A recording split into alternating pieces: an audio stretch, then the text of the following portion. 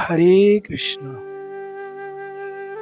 जैसा कि हम लोग एकादशी महात्म के बारे में समझ रहे थे और मैं अपने गुरु वैष्णव के आशीर्वाद लेते हुए उनसे अयति की कृपा पाते हुए मैं कोशिश करता हूँ उसको आगे का बताने का।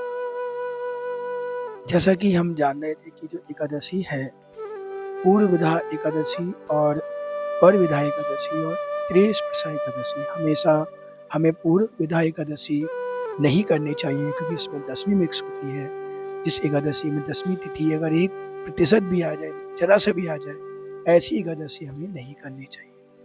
लेकिन पर विधा एकादशी बहुत अच्छी होती है क्योंकि इस एकादशी में द्वादशी मिली हुई। ये एकादशी करने में हमारे लिए मंगल और भगवान की भक्ति बढ़ाने के लिए।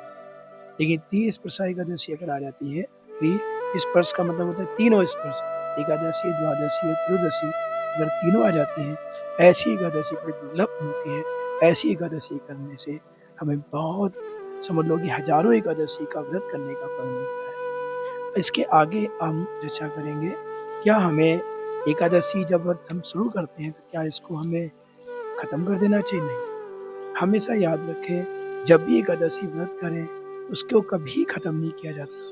क्योंकि एकादशी व्रत जब एक बार अपने जीवन में, जब तक हम ऐसी अवस्था ना आ जाए कि हम नहीं कर सकते, मतलब ऐसे बीमार हो जाए, शरीर नहीं काम करे, बिस्तर में लेटे हैं, मल मूत्र त्याग कर रहे हैं, कोई ऐसी व्यवस्था ना आ जाए, तब तक हमें कोशिश करनी चाहिए कि हमेशा एकादशी व्रत हमें जरूर करना। इसका उद्यापन नहीं होता, उद्यापन के बारे में बिल्कुल नहीं बताया गया है। एकादशी व्रत हमेशा करना है, कोई भी हो, स्त्री हो, पुरुष हो। मैंने बताया था कि अगर उनकी आयु कम से कम 8 साल और ज़्यादा 80 साल, इन लोगों को एकादशी जरूर करना चाहिए। और मैं ये नहीं कह रहा हूँ कि 8 साल और 80 साल, वैष्णव परिवार में जो बच्चे होते हैं वो बचपन से ही रखते हैं, क्योंकि मैंने जैसा कि बताया था, एकादशी के दिन किसी प्रकार का अन्न सेवन करने से, अन्न, क्योंकि आज के दिन जो पाप पुरुष होता है वो अन्न में वास करता है। अगर कोई बच्चा भी खाए, बूढ़ा भी खाए, पाप तो लगेगा ना। कोई कहे भाई मुझे डायबिटीज है या मुझे कोई बीमारी है या मैं वो कर रहा हूँ तो मेरे से नहीं रहा जाएगा, नहीं भाई, नहीं कुछ चलेगा। आप कुछ भी खा रहे हैं, अन्न खा रहे हैं तो पाप ही खा रहे हैं। देखिए ऐसा होता है एकादशी के दिन, जैसे कि हम जानते हैं कि वैसे तो कोशिश करनी चाहिए कि हमें कुछ नहीं खाना चाहिए, जल, बिना जल के रहना चाहिए। लेकिन अगर नहीं कर सकते हैं तो जल पी लेना चाहिए। जल आपको जब लगे मुझे नहीं, बहुत प्यास लग रही है, तो जल पी के लिए 2 बार, 3 बार, 4 बार जल पी लें, कोई बात नहीं। अगर आपको लगता है कि जल से नहीं हो पा रहा है, मेरा शरीर बहुत कमजोर है, तो आप क्या कर सकते हैं, 2 समय फल ले सकते हैं। नहीं, कोशिश करनी चाहिए 1 समय फल लें, और अगर फिर भी आपको दिक्कत है 2 समय फल लें, ठीक। लेकिन इसके अलावा कुछ नहीं, बहुत से बहुत गाय का दूध ले सकते हैं, फल ले सकते हैं, बस। इसके अलावा नहीं खाना चाहिए कुछ। लेकिन फिर भी परिवार में स्थिति ऐसी नहीं है, सब लोग हैं, कुछ लोग नहीं मानते हैं, भाई मैं तो नहीं रह सकता, तो कम से कम अन्न से तो बचें। तो अगर वो जो भी ड्राई फ्रूट्स हैं, दूध है, हाँ, फ्रूट्स हैं, पूटू सिंगाड़ा भी बोलते हैं, वो भी व्रत में आता है, हाँ, शुद्ध घी में या मूंगफली के तेल में बना करके, और व्रत के नमक, शुद्ध व्रत के नमक से उसमें, हरी मिर्च का यूज नहीं करते, ध्यान रखेंगे, अदरक का यूज नहीं करते, हरी मिर्च का यूज नहीं करते। हरी मिर्च की जगह पर काली वाली गोल मिर्च आती है, इसे काली मिर्च भी कहते हैं, उसको आप पीस करके डाल सकते हैं। उसमें मूंगफली का तेल ले सकते हैं, शुद्ध घी ले सकते हैं, आलू ले सकते हैं, शकरकंद ले सकते हैं, काशी फल ले सकते हैं, जो मैं बोल रहा हूँ। इसके अलावा कुछ नहीं, ड्राई फ्रूट ले सकते हैं, दूध ले सकते हैं और फ्रूट्स ले सकते हैं। अगर जो लोग कम से कम कुछ नहीं कर रहे तो कुछ तो फायदा मिलेगा। लेकिन ये भी सुन लीजिए, अगर कोई व्यक्ति एकादशी निर्जल रखता है तो उसे 100% का फायदा है। अगर जल पीता है तो 80-90% का फायदा है। लेकिन यदि कोई एक समय फल लेता है तो उसे 80-70% का फायदा हो। लेकिन अगर वो फल के साथ दूध और भी चीजें लेता है तो उसे 70-60 का फायदा हो। लेकिन अगर कोई व्यक्ति दूध, फल और कुछ कुटू सिंगाड़े वगैरह भी, इस सब प्रकार को भी ले लेता है, नमक का भी सेवन करता है, तो 50% का फायदा होता है। लेकिन अगर कोई व्यक्ति 2 टाइम या 3 टाइम, 2 टाइम अपना फलाहार लेता है तो उसे 25% का फायदा हुआ, लेकिन पाप नहीं लगा, फायदा फिर भी हुआ।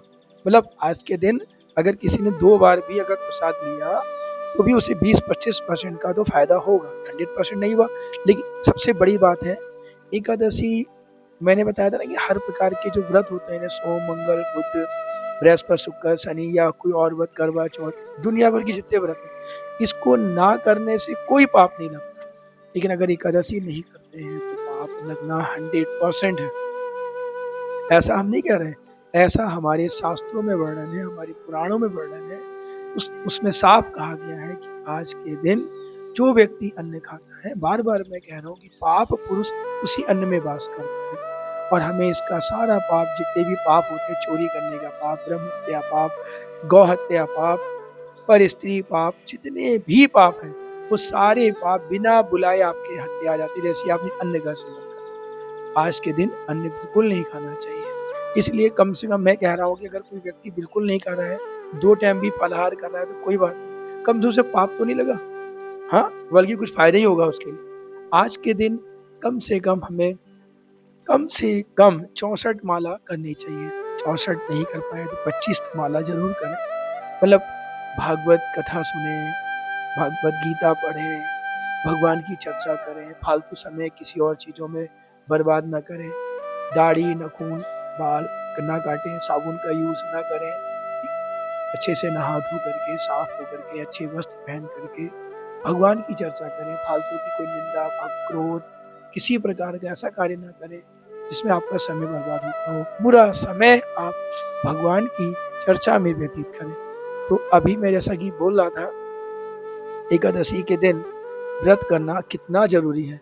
अभी हमारे एक शास्त्र में आता है वर्णन इसका, मैं बता रहा था कि एकः एव नर पापी नरके न प्रगच्छति एकादस्य न भोजी यः पितृभिः सह भज्यति ब्रह्मणस्य सुरापस्य स्थैर्यो गुरुत न निष्प्रति धर्म शास्त्रोक्ता रसस्ता भोजना।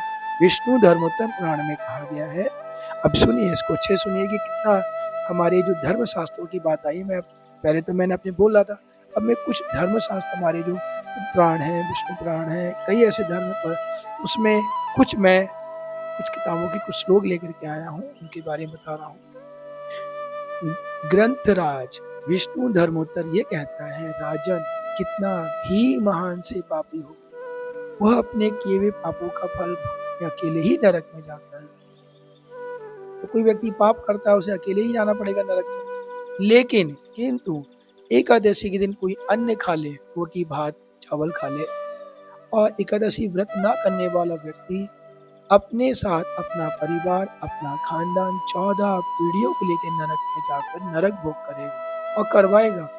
क्योंकि उसके परिवार वाले भाई अथवा बहन, माता पिता, चाचा चाची, दादा दादी, ताई ताऊ जो भी है, उस बच्चे को इस बात को नहीं सिखाया, न करवाया, खुद भी अन्न खाया और उसे भी खिलाया।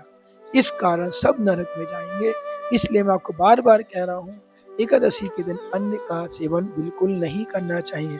हमें कोशिश करनी चाहिए कि आज के दिन जितना हो सके हरि नाम करें, भजन करें और भगवान की चर्चा करें, भगवान का विषय में सोचें। अब आपको एक बात और मैं बताता हूँ, ये हमारा पद्म पुराण में वर्णन है, ब्रह्म वैवर्त पुराण में इसका वर्णन है।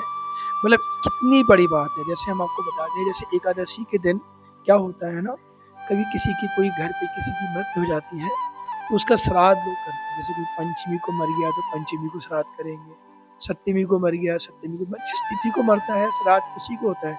लेकिन अगर किसी की मृत्यु एकादशी को हो जाए तो भैया एकादशी को श्राद्ध तक करने का मना है, उसे श्राद्ध नहीं कर सकते। इसमें वर्णन है, ब्रह्म पुराण में कहा गया है, ये कुर्वन्ति महिपाला श्राद्धं विद्यासि दिने त्रस्ते नरकम यान्ति दाता भोक्ता परे तगा। अर्थात हे राजन, जो व्यक्ति एकादशी के दिन श्राद्ध करता है वह यजमान, वह पुरोहित, वह पितर, यजमान, पुरोहित और पिता। यजमान कौन होता है? जिसके घर में, जिसके यहाँ श्राद्ध किया जा रहा है, पुरोहित वो पंडित जी जो श्राद्ध कर रहे हैं, वो पितर जिसके लिए तीनों की सदगति की बजाय नरक की प्राप्ति होगी। इस प्रकार शास्त्रों के कठोर निर्देश का उल्लंघन करने वाले जीव को बड़ी भारी दुर्गति होती है। इस कारण शास्त्रों में इसका वर्णन है। पद्म पुराण के पुष्कर खंड में कहा गया है, एकादश्या यदा रामो श्राद्धं नैमि करम भवेत् तद दिनम तु परित्यज्य द्वादश्या श्राद्धमाचरेत्।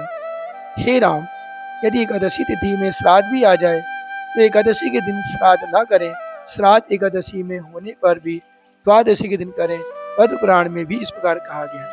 पद्म पुराण के उत्तराखंड में कहा गया, एकादश्यांतु तायं माता पितृस्वनि ददासं तत्र प्रदाय नोपवास दिने क्वचित् गहनानां न चासन्ति पितरश्च दे। अर्थात माता पिता की मृत्यु के 13वें दिन यदि एकादशी तिथि हो तो 13वें दिन अथवा अपने समाज की मंत्रानुसार श्राद्ध का जो भी दिन निर्धारित हो, अगर उस दिन एकादशी हो तो श्राद्ध ना करें। उस श्राद्ध को द्वादशी के दिन ही करना चाहिए, क्योंकि एकादशी के दिन अन्न गौ भक्षण पाप विष्टातुल अपवित्र होता है। उस अपवित्र अन्न को पितर देवता या कोई भी उसे स्वीकार नहीं करेगा। इसलिए साफ कहा गया है कि हमें एकादशी के दिन अन्न नहीं खाना चाहिए। मैं बार बार इस चीज को बोल रहा हूँ। वरम चंडालम जात्य एकादश्य च वासकृता नातु भी पश्चात वेदी यो भुक्ते हरिवासरे। एकादशी व्रत करने वाला चाहे वो नीच हो जात का, नीच जात चंडाल घर में जन्म लेने पर भी पूजनीय होता है। यदि 4 वेदों का ज्ञाता ब्राह्मण घर में पैदा हुआ हो, ब्राह्मण होने पर भी पूजने योग्य नहीं है, अपितु चंडाल है यदि वो एकादशी व्रत नहीं करता एवं एकादशी दिन भोजन करता। अर्थात एकादशी के दिन कोई यदि नीच जाति का हो, चंडाल का हो, तो भी पूजा करने के योग्य है। लेकिन कुछ 4 वेदों का ज्ञाता ब्राह्मण घर में जन्म लिया हो, हर तरह से योग्य हो, लेकिन यदि वो एकादशी व्रत नहीं करता तो चंडाल से भी बेकार है। इसलिए बार बार कहा जा रहा है, एकादशी व्रत हमें जरूर करना चाहिए। एकादशी का प्रभाव बहुत बड़ा है। हमें चाहे वो गृहस्थ हो, चाहे वो वनप्रस्थ हो, सन्यासी हो, एकादशी दिन भोजन करने पर गो मांस खाने के बराबर है। इसलिए हमें एकादशी के दिन व्रत जरूर करना चाहिए। हाँ, एक बात और, एक साल में एक एकादशी आती है, पांडवा एकादशी, जिसे भीम एकादशी भी कहते हैं। इसका नाम निर्जला एकादशी भी होता है। ये साल में ऐसी एकादशी है कि आप अगर पूरे साल की, जैसे मैं बताना चाहता हूँ, एकादशी हर महीने 2 बार आती है। एक एकादशी आती है कृष्ण पक्ष और दूसरी आती है शुक्ल पक्ष। महीने में 2 एकादशी भी। इस प्रकार साल में टोटल 24 एकादशी होती है। हमें केवल 24 व्रत करने से ही सारे व्रत को करने का फायदा मिल जाएगा, ये मैं बार बार कह रहा हूँ। तो इन 24 एकादशी में जो हमारी निर्जला एकादशी आती है, इस एकादशी को करने का बड़ा फायदा है। यदि आप पूरे साल में अगर कोई आपने एकादशी करी है और किसी वजह से आपने एकादशी में कोई छोटी सी गलती हो गई हो, कोई आपकी ऐसी बात आ गई, भाई कोई मतलब कुछ गलतियाँ, क्योंकि तो ज्येष्ठ